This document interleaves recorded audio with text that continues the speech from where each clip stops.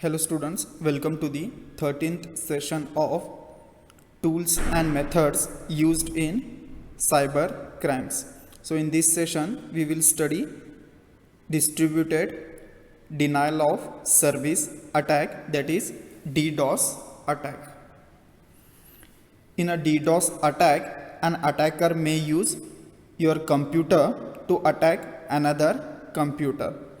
By taking advantage of security, vulnerability, or weakness, an attacker could take control of your computer.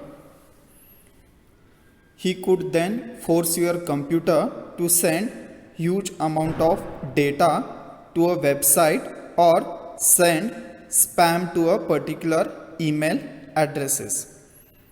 The attack is distributed because the attacker is using multiple computers, including yours, to launch the DOS attack.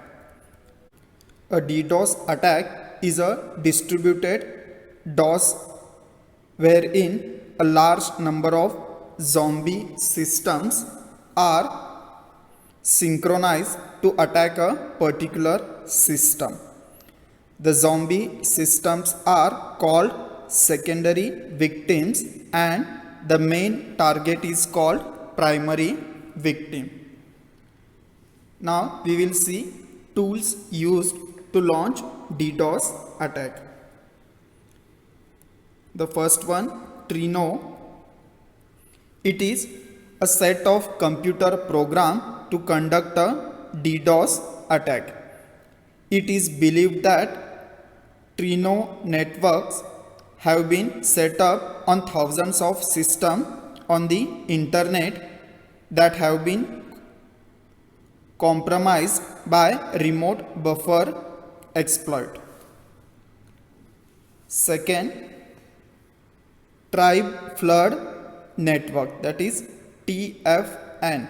It is a set of computer program to conduct various DDoS attacks such as ICMP flood, SYN flood and Smurf attack.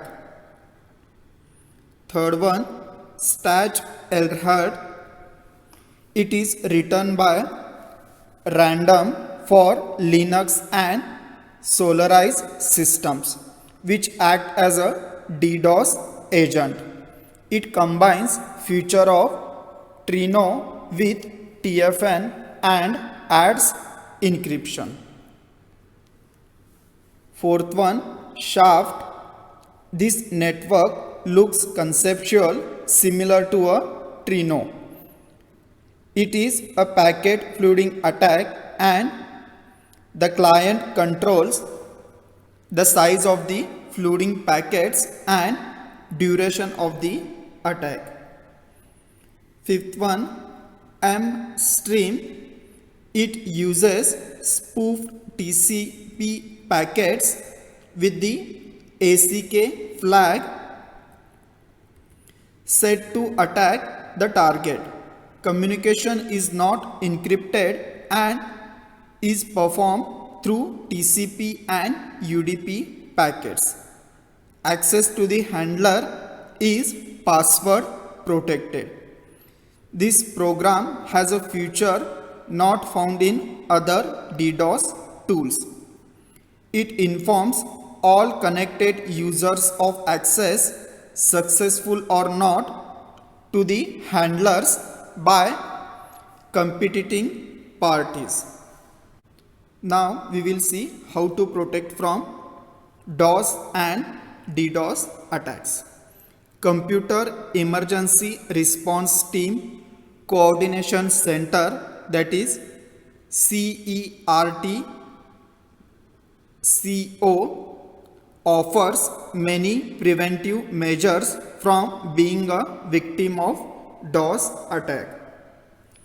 First one, implement router filters. This will lessen your exposure to certain DOS attacks.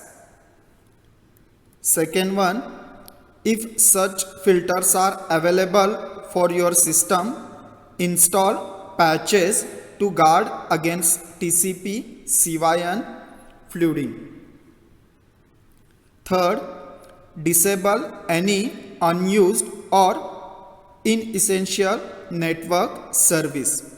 This can limit to the ability of an attacker to take advantage of this service to execute a DOS attack. Fourth one, enable quota systems on your operating system if they are available.